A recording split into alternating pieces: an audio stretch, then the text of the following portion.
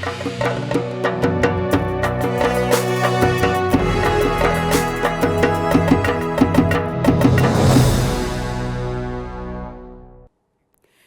Bulletin में सबसे पहले हम बात करेंगे सोमनाथ मंदिर पर छिड़े हुए सियासी बवाल के बारे में, क्योंकि गुजरात के सोमनाथ ज्योतिर्लिंग पर विदेशी हमले को 1000 साल पूरे हुए हैं। वर्ष 1026 में सोमनाथ पर पहला आक्रमण किया गया था, लेकिन इसके बावजूद ये मंदिर आज भी मजबूती से खड़ा हुआ है।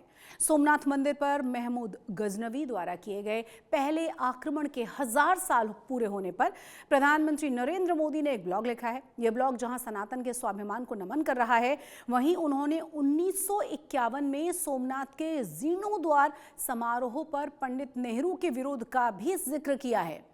प्रधानमंत्री का ब्लॉग सोमनाथ की राजनीति को नए सिरे से गरमा गया।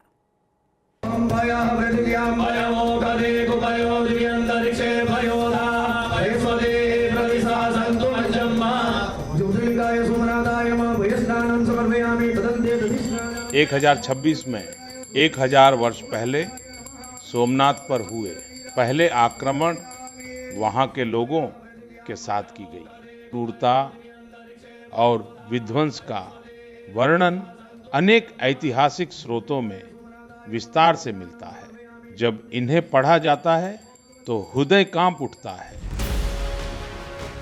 साल 2026 सोमनाथ मंदिर पर 1000 साल पहले महमूद गजनवी के आक्रमण के घाव ताजा कर गया है। लेकिन जहां सोमनाथ की लूट के खिलाफ सनातन के 1000 वर्षों के संघर्ष की बात है, तो वहीं सोमनाथ पर सियासी लड़ाई नए सिरे से शुरू हुई है। प्रधानमंत्री नरेंद्र मोदी ने अपने ब्लॉग में उन आरोपों को नए सिरे से दोहराया है कि पहले प्रधानमंत्री पंडित नेहरू सोमनाथ के जीर्णोद्धार के सरकारी प्रयासों के खिलाफ थे। 11 मई 1951 को सोमनाथ में भव्य मंदिर के द्वार श्रद्धालुओं के लिए खोल दिए गए। उस अवसर पर तत्कालीन राष्ट्रपति डॉक्टर राजेंद्र प्रसाद उपस्थित थे। महान सरदार साहब इस ऐतिहासिक दिन को देखने के लिए जीवित नहीं थे, लेकिन उनका सपना राष्ट्र के सामने साकार होकर भव्य रूप में उपस्थित था। तत्कालीन प्रधानमंत्री पंडित जवाहरलाल नेहरू इस घटना से अधिक उत्साहित नहीं थे। वो नहीं चाहते थे कि माननीय राष्ट्रपति और मंत्री इस समारोह का हिस्सा बने। उन्होंने कहा कि इस घटना से भारत की छवि खराब होगी, लेकिन राजेंद्र बाबू अडिग रहे और फिर जो हुआ उसने एक नया इतिहास रच दिया। सोमनाथ मंदिर पर प्रधानमंत्री का यह ब्लॉग साल भर चलने वाले सोमनाथ स्वाभिमान पर्व की शुरुआत के पहले आया है। प्रधानमंत्री मोदी 11 जनवरी को सोमनाथ मंदिर के दर्शन के लिए जाएंगे। 8 से 11 जनवरी के बीच सोमनाथ में कई आध्यात्मिक और सामाजिक कार्यक्रम होने हैं। सोमनाथ मंदिर के बहाने कांग्रेस पर बीजेपी के सियासी निशाने नए नहीं हैं, लेकिन जब सोमनाथ मंदिर पर आक्रमण के 1000 साल होने पर प्रधानमंत्री मोदी ने अपने ब्लॉग के जरिए पंडित नेहरू की भूमिका की बात की, तो बीजेपी इतिहास का ये चैप्टर भी खोल बैठी। इतिहास में पढ़ाया जाता है कि साहब जो कुछ मोहम्मद गजनी ने किया सोमनाथ पे, वो तो केवल पैसा लूटने के लिए किया था। उसका कोई धार्मिक भावना से लेना देना नहीं था। इसका स्रोत कहां से आता है? पंडित जवाहरलाल नेहरू की डिस्कवरी ऑफ इंडिया। वो कहते हैं Mahmud was far more a warrior than a man of faith. यानी वो कोई धार्मिक उन्मादी नहीं था, वो तो पैसा कमाने के लिए आया था और उसके लिए भारत में आकर सिर्फ पैसा प्राप्त करना ही उसका उद्देश्य था। यह सारी थ्योरी डिमोलिश्ड जो उसी में लिखी हुई है, मगर इतिहास को कैसा डिस्टॉर्ट किया गया। सोमनाथ मंदिर का इतिहास गुजरात समेत पूरे देश के हिंदुओं को पीड़ा देने वाला है और ऐसे में नेहरू पर बीजेपी के इस नए हमले ने विपक्ष के लिए असहज स्थिति खड़ी की है। इसका जवाब तो हमारी नेता प्रियंका गांधी जी ने लोकसभा में उस दिन दिया कि ये टुकड़े टुकड़ों में आप जो नेहरू जी को याद करते हैं, उसकी बजाय 1 दिन, 2 दिन, 3 दिन आप लोकसभा में चर्चा कर लीजिए। जितने नेहरू जी के खिलाफ आपको बातें बोलनी आप बोल दीजिए, कांग्रेस पार्टी एक एक का जवाब दे देगी। फिलहाल आप भारत के प्रधानमंत्री हैं, दिल्ली में आप भी इसी जहरीली हवा में सांस ले रहे हैं। अंकिता भंडारी को न्याय को लेकर लोग सड़कों के ऊपर उतरे हैं। ट्रंप भारत के प्रधानमंत्री को अपशब्द की तरह से बातचीत कर रहे हैं, इस सब पे प्रधानमंत्री को लिखना चाहिए। मोदी जी से कहूंगा कि नेहरू जी ने हर काम रोका है। नेहरू जी ने यह भी रोक दिया है कि दुनिया से आज अलग थलग हो गए। भारत का कोई ऑल वेदर फ्रेंड कंट्री नहीं रह गई है। नेहरू जी ने रोका है क्या ये सब? क्या सारा इनकी स्कीमें जो फेल हुई है, जो 2 करोड़ रोजगार देने का प्रतिवर्ष है, काला धन लाने का है, किसानों की इनकम डबल हो जाने वाली है, सब स्मार्ट सिटी, सब नेहरू जी ने रोका है। तो एक ही बार में भड़ास निकाल दी। सांस्कृतिक राष्ट्रवाद की लड़ाई में कांग्रेस अक्सर बीजेपी के निशाने पर आई है। राम मंदिर से लेकर अब सोमनाथ मंदिर तक बार बार कांग्रेस पर बीजेपी ने हमला बोला है।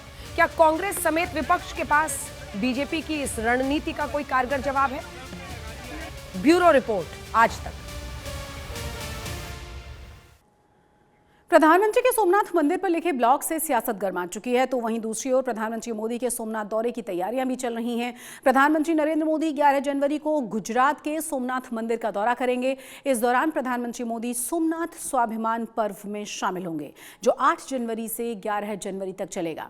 इन 4 दिनों के इस आयोजन में आध्यात्मिक, सांस्कृतिक और सामाजिक कई कार्यक्रम होने हैं। साथ ही इस अवसर पर सोमनाथ स्वाभिमान पर्व के तहत साल भर चलने वाले कार्यक्रमों की शुरुआत की जाएगी। सोमनाथ मंदिर के दौरे के बीच प्रधानमंत्री नरेंद्र मोदी गुजरात के विकास को नई उड़ान भी देने वाले हैं। प्रधानमंत्री मोदी राजकोट में Saurashtra Kutch regional vibrant summit का उद्घाटन करेंगे, जिसमें 22 देशों के प्रतिनिधि शामिल होंगे। आने वाली 11 तारीख को प्रधानमंत्री श्री नरेंद्र भाई मोदी जी द्वारा vibrant Gujarat regional summit Rajkot यानी कि सौराष्ट्र कच्छ का एडिशन का इनॉग्रेशन किया जाएगा। ये वाइब्रेंट गुजरात रीजनल समिट के माध्यम से राजकोट, सौराष्ट्र एवं कच्छ में बहुत ही बड़े पैमाने में इन्वेस्टमेंट आने की हमें पूरी विश्वास है। और ख़ास तौर पे 11 तारीख को प्रधानमंत्री जी आ रहे हैं। मैंने देखा आज कई युवा साहसिक बहुत ही उत्सुक हैं। उन्हें विश्वास है कि प्रधानमंत्री जी ये कार्यक्रम में आने के कारण सौराष्ट्र रीजन एवं कच्छ को एक बड़ा प्लेटफॉर्म प्राप्त होगा। और अब बात गुजरात की राजधानी गांधीनगर की, जहां मध्य प्रदेश के इंदौर जैसा हाल हुआ है। गंदा पानी पीने की वजह से लोगों की जान जा रही है। पिछले 5 दिनों में गांधीनगर के अलग अलग इलाकों में 100 से ज्यादा संदिग्ध टाइफॉइड केसेस सामने आ चुके हैं, जिसके बाद पूरे तंत्र में हलचल मच गई। सिविल अस्पताल गांधीनगर में बड़ी संख्या में मरीजों, खासतौर से बच्चों का इलाज जारी है।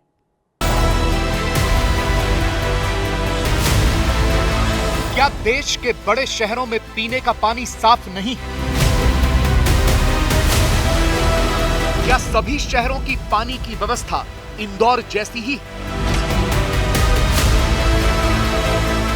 क्या सरकारें इंदौर जैसे और हादसों का इंतजार कर रही हैं? गुजरात की गिनती देश के विकसित राज्यों में की जाती है। बड़ी जीडीपी, बड़ी इंडस्ट्रीज, बड़े व्यापार, बड़े व्यापारी, गुजरात का बड़ा नाम है।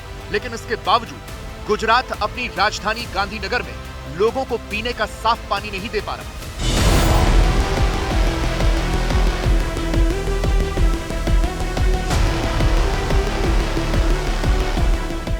एक कोने से देखते जाइए, ये गांधीनगर के सिविल अस्पताल की तस्वीरें हैं। सिर्फ और सिर्फ छोटे बच्चे भर्ती हैं, वो भी 100 से ज्यादा, और इन सभी बच्चों को टाइफाइड हुआ है गंदा पानी पीने से। पिछले 10 दिन से इनके इलाकों में गंदा पानी आ रहा है, लेकिन ना तो नगर निगम ने कोई संज्ञान लिया और ना किसी और को कोई फर्क पड़ा।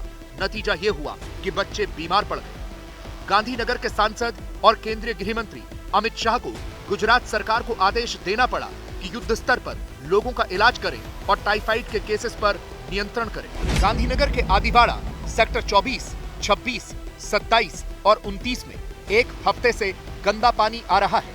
दूषित पानी की शिकायत के बावजूद नगर निगम ने समय रहते जरूरी कदम नहीं उठाए, जिसके बाद पिछले 3 दिनों में अचानक से टाइफाइड के केसेस बहुत तेजी से बढ़ गए। एक के बाद एक जब बच्चे बीमार पड़ने लग गए तो अधिकारियों की नींद उड़ी।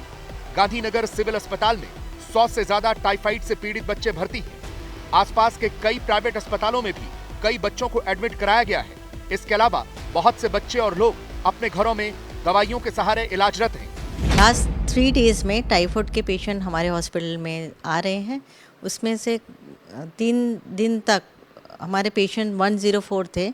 अभी कल उनका डिस्चार्ज 19 पेशेंट को किया है और अभी हमारे पास 94 पेशेंट हैं। सभी पेशेंट स्टेबल है और कंडीशंस अच्छी है। जो पेशेंट आ रहे हैं उनकी आयु क्या है, कौन से एरिया से पेशेंट्स आ रहे हैं? सेक्टर 24, सेक्टर 26, सेक्टर 29, आदिवाड़ा, ये सारे एरियाज़ हैं जहाँ पर पेशेंट्स वहाँ से ज़्यादा आ रहे हैं और उनकी एज अराउंड सभी 1 to 16 ईयर्स तक एज है सारे।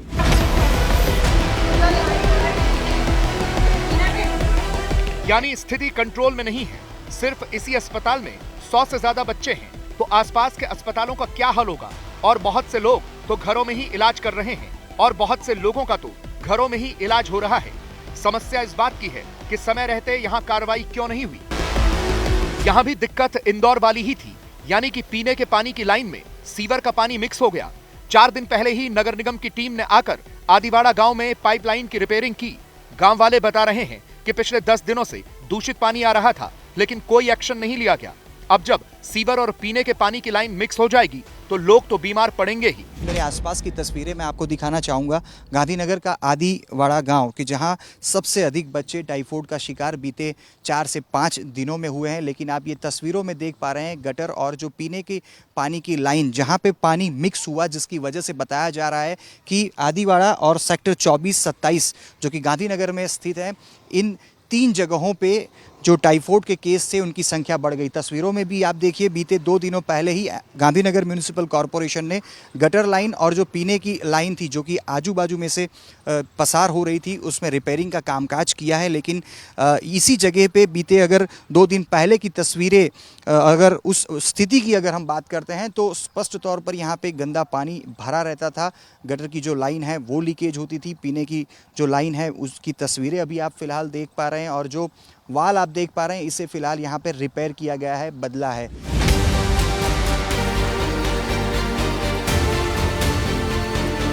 समस्या ये भी है कि ये गरीब लोगों की बस्ती है। ये लोग दिन भर की दिहाड़ी मजदूरी करने वाले लोग हैं। अब जब पूरी कॉलोनी में गंदा पानी आ रहा है तो लोग ऐसे पानी के जग खरीद कर पीने को मजबूर हैं। लोगों का ये भी आरोप है कि उन्हें उस तरह से मदद नहीं मिल पा रही। प्राइवेट में इलाज करवाना महंगा पड़ रहा है और सरकारी दवाएं असर नहीं कर रही। दूषित पानी से क्या समस्याएं आपके घर में हो रही? ठंडी, बुखार, सर्दी, उससे अच्छा नहीं हो रहा है। हम दवाई लाते हैं तो भी अच्छा नहीं आ रहा है। पानी एकदम खराब आ रहा है, जैसे पानी ऐसा आ रहा है जैसे पीने के लायक भी नहीं है। पर हम क्या कर सकते हैं? आपको हाथ जोड़ के विनती है कि पानी की शुद्धता अच्छे से कराइए। हमारे बच्चे बीमार हैं, हम गरीब लोग हैं, हम किधर जाएंगे? 500 रुपया कमाइए। प्राइवेट से दवा लाते हैं तब अच्छा होता है, सरकारी दवा से तो उसको अच्छा ही नहीं हो रहा है। समस्या यह है कि अभी भी हालात में सुधार नहीं हुआ है। नगर निगम ने पाइपलाइन तो ठीक कर दी, लेकिन आदिवाड़ा गांव में जो पानी आ रहा है उसमें अभी भी सीवर की बदबू है और नगर निगम लोगों को पानी में क्लोरीन की गोली डालने को कहकर अपनी खानापूर्ति कर रहा है। ये हाल गुजरात की राजधानी का है और वो भी किसी एक गांव या एक सेक्टर का नहीं, कई जगहों पर ऐसे ही हालात हैं। अगर हम अपने लोगों को पीने का साफ पानी भी उपलब्ध नहीं करा पाएंगे तो कैसे विकसित भारत बनेंगे? अतुल तिवारी, गांधीनगर, आज तक।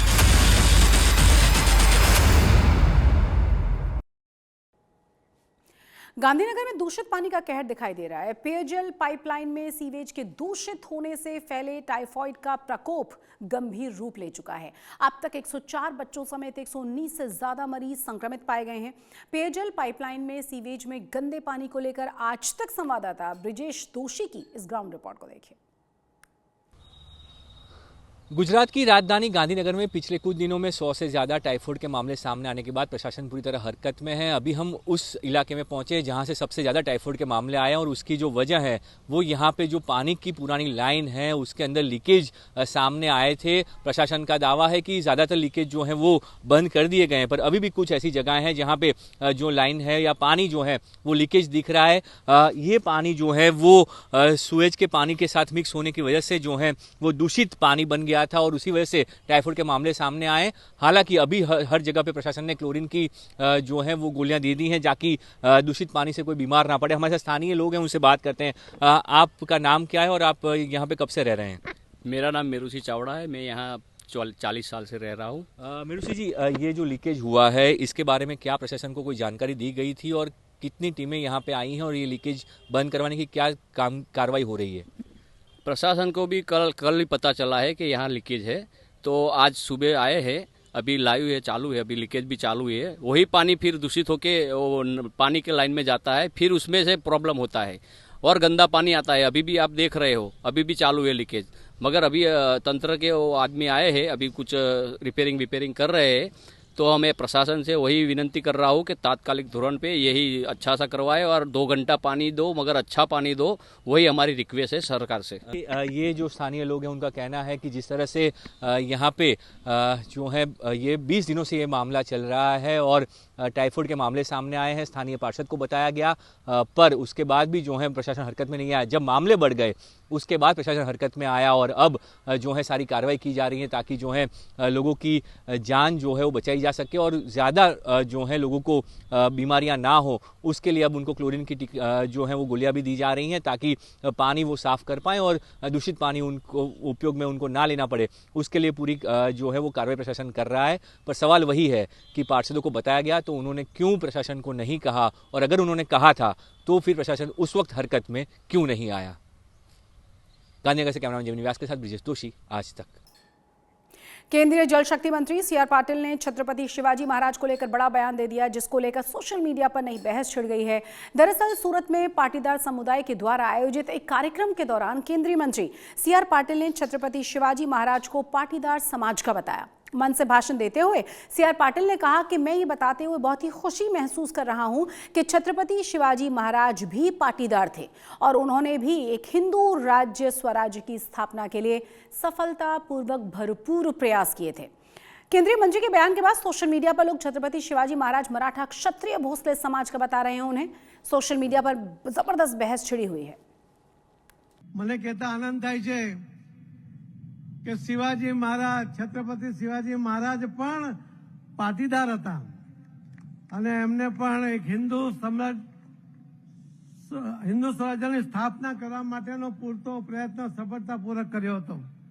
આજે અનેક વિવિધ જવાબદારીઓ સાથે જે એમને જવાબદારીઓ મળી છે એમના સન્માનના કાર્યક્રમમાં મારે તો આપને એટલું જ કહેવું છે કે મારી જવાબદારીની વાત આપને યાદ કરાવી દઉં।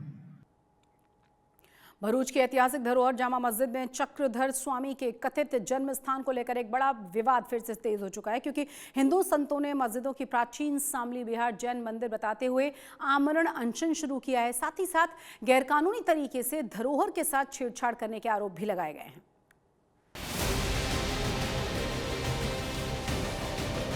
भरूच की ऐतिहासिक जुम्मा मस्जिद को लेकर एक बार फिर से विवाद गर्मा गया है।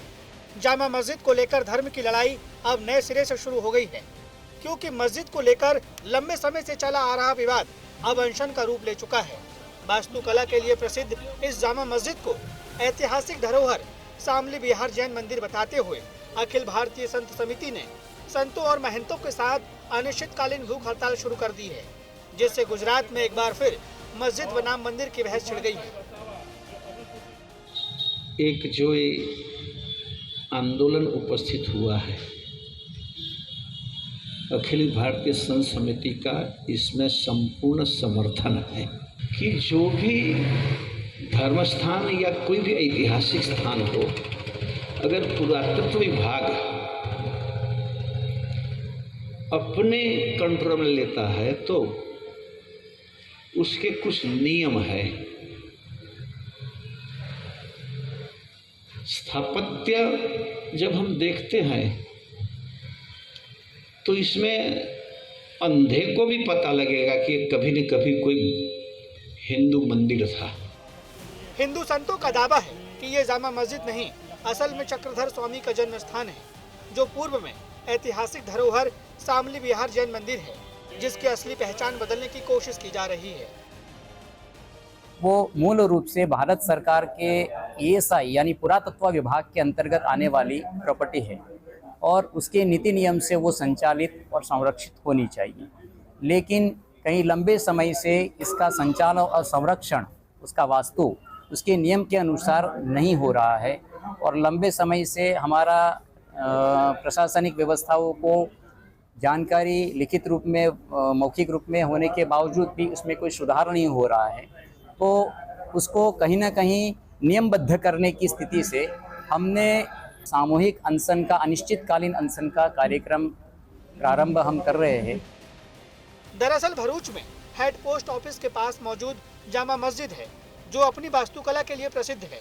जामा मस्जिद का निर्माण 14वीं शताब्दी में हुआ था और इसे पुरानी जैन और हिंदू मंदिरों के अवशेषों से बनाया गया था।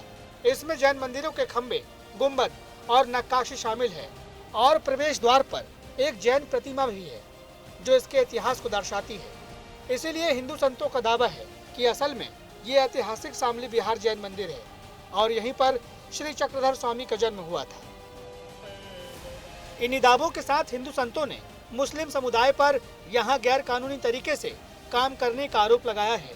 संतों का कहना है कि ये ऐतिहासिक धरोहर भारत सरकार की है और आर्कियोलॉजिकल डिपार्टमेंट द्वारा सुरक्षित एक राष्ट्रीय स्मारक है और इसकी पूरी जिम्मेदारी आर्कियोलॉजिकल डिपार्टमेंट की है। इसीलिए संतों ने मांग की है कि सरकार और आर्कियोलॉजिकल डिपार्टमेंट नियमों का सख्ती से पालन सुनिश्चित करने और देश की धरोहर की असली पहचान बनाए रखने के लिए तुरंत कदम उठाए। मांग पूरी नहीं होने पर संतों ने आमरण अनशन को अनिश्चितकालीन तक जारी रखने की चेतावनी दी है। साथ ही हिंदू समुदाय से इस आंदोलन में साथ आने की अपील भी की है। चक्रधर स्वामी का जन्म स्थान है, जो भारतीय पुरातत्व सर्वेक्षण विभाग के अधीनस्थ है, जो राष्ट्रीय धरोहर है। उस राष्ट्रीय धरोहर की सुरक्षा होनी चाहिए। कोई भी असामाजिक गतिविधि वहाँ नहीं होनी चाहिए। सूचनाओं के अनुसार स्थान को अपवित्र करने का प्रयास लोगों के द्वारा किया जाता है। किसी भी समाज को, किसी भी व्यक्ति को यह अनुमति नहीं दी जानी चाहिए। जुम्मा मस्जिद जैसी नेशनल हेरिटेज साइट पर ये विवाद नया नहीं है, बल्कि बहुत पुराना है। आने वाले दिनों में ये विवाद और गर्मा सकता है।